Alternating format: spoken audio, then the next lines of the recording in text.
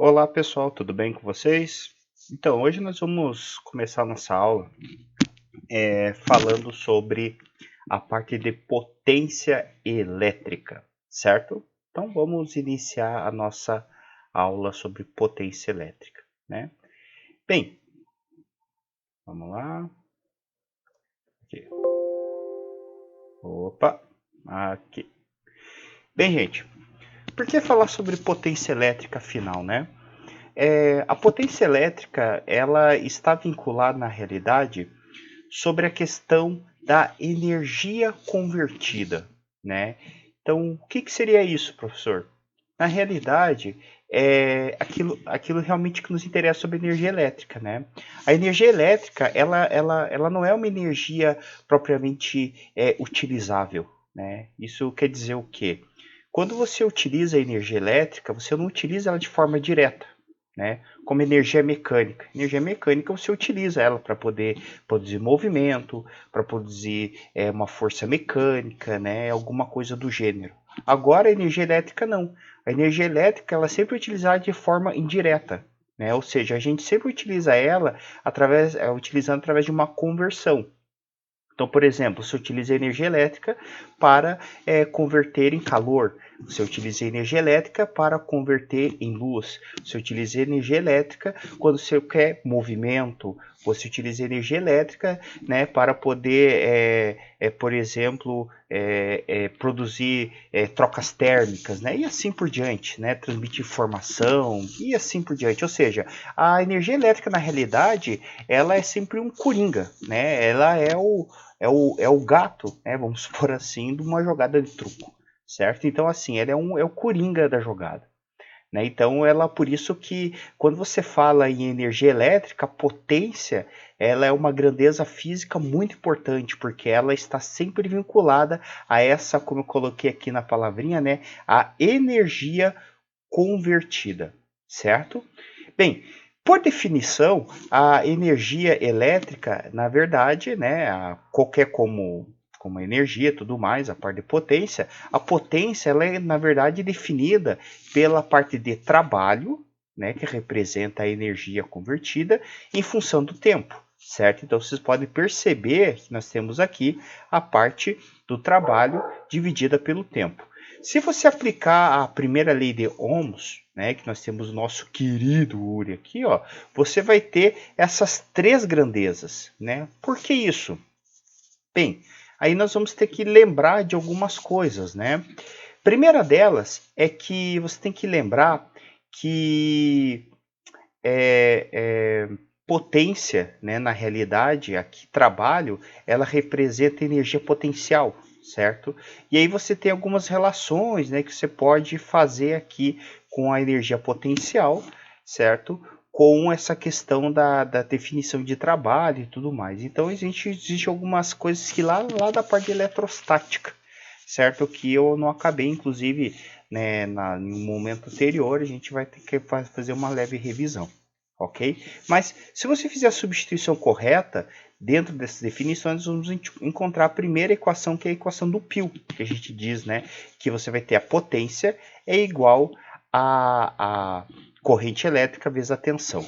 Se você fizer uma outra jogadinha aqui, você terá a equação da Pri, que fala que a potência elétrica é igual a resistência vezes a corrente elétrica ao quadrado. E também nós temos a PUR, né, que ela fala que a potência elétrica ela é igual a tensão ao quadrado dividido pela resistência. E aí nós chegamos com essa famosa equação do Peru, né?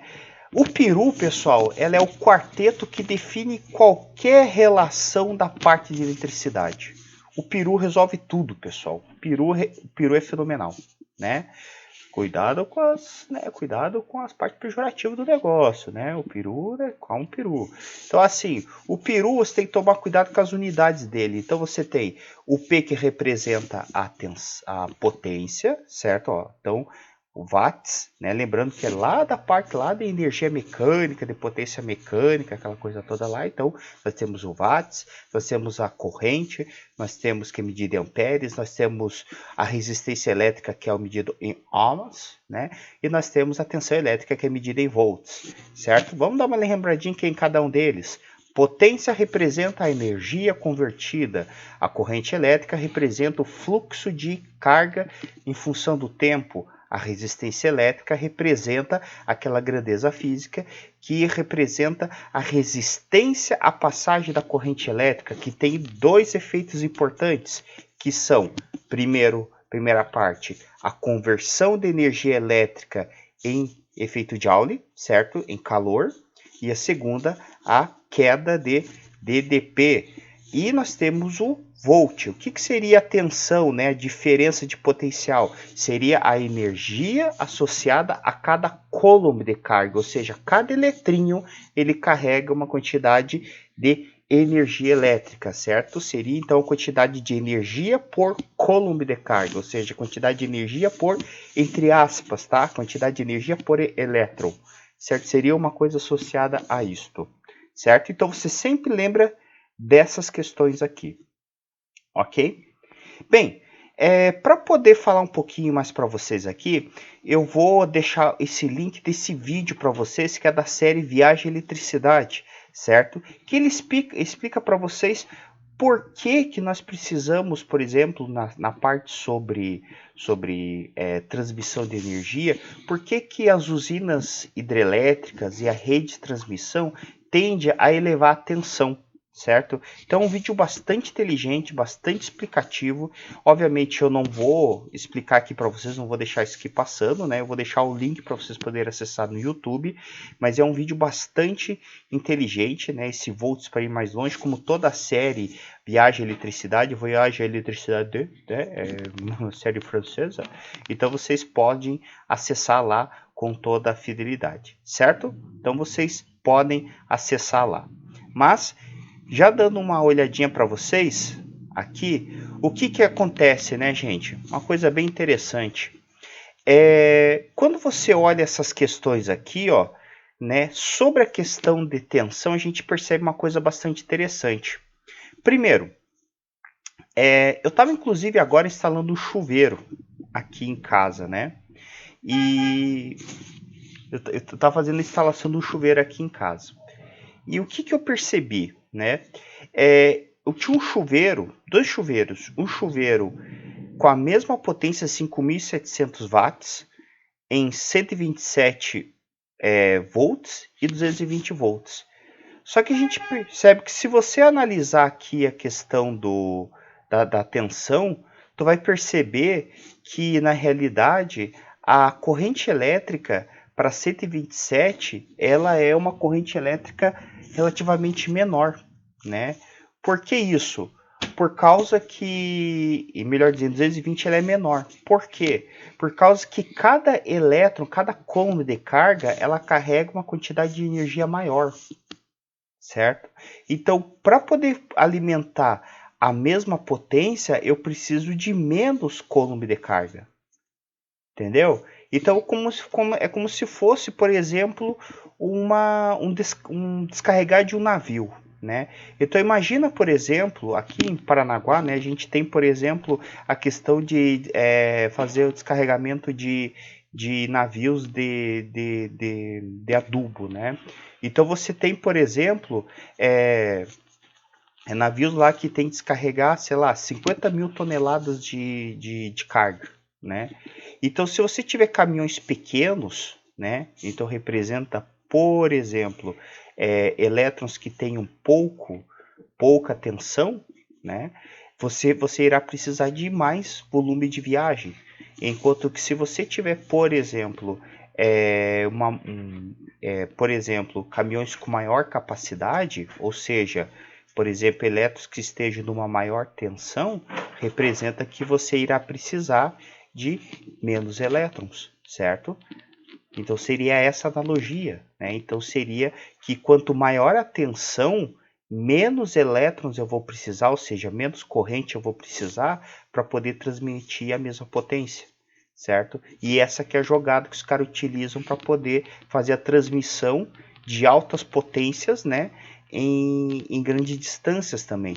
Então você utiliza fios mais finos, né? Porque a corrente elétrica ela depende basicamente, ela influencia bastante a espessura dos condutores. E aí você consegue, por exemplo, diminuir essa relação, né?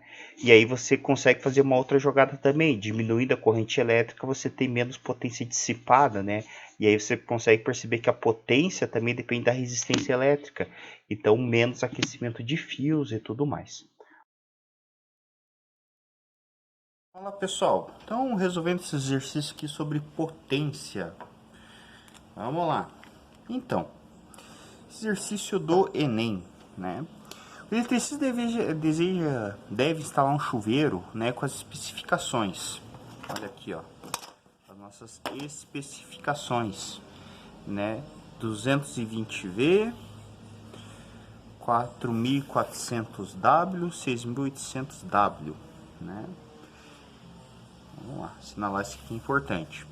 Para a instalação dos chuveiros, recomenda-se que a rede própria com fios de diâmetro adequado e conjuntor de dimensões de potência a correntes previstas, com uma tolerância próxima de 10%. Certo? Os disjuntores são dispositivos de segurança utilizados para proteger a instalação elétrica e sobrecargas e devem ser desarmados sempre que houver a passagem de corrente superior a permitido dispositivo. Para fazer a instalação segura do chuveiro, o valor de corrente máxima do disjuntor deve ser de tantos amperes. Bem, vamos lá, né, pessoal? O que a gente deve fazer aqui nessa situação? Primeiro, o chuveiro, né, ele tem essas especificações, né? Primeira coisa, o que é esse cara, o que é esse, o que é esse nosso amigo aqui? Esses carinhas aqui que vocês estão vendo, na realidade, eles são valores de tensão, potência e potência, né? E por que tem duas potências aqui?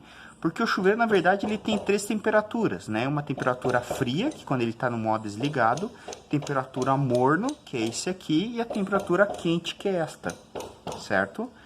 Que seria esse cara aqui. Nós temos que prever que o nosso chuveiro irá funcionar, né, numa situação, né, irá consumir o máximo de energia possível, que é com 6.800 watts, certo? Que seria esse valor aqui. Então eu vou considerar que a potência do nosso chuveiro será de 6.800 watts e que a tensão de trabalho nesse caso será de 2.000, será no caso de 220 volts, certo? E ele quer saber o disjuntor adequado. Para isso, eu preciso saber a corrente, certo? Que equação que eu utilizo?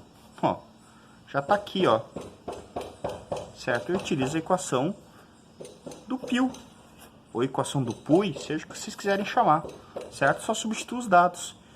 6.800 vai ser igual a I por 220. Se eu passar dividindo para o outro lado, o vizinho está batendo aqui, isso vai ser igual a 30,9 amperes.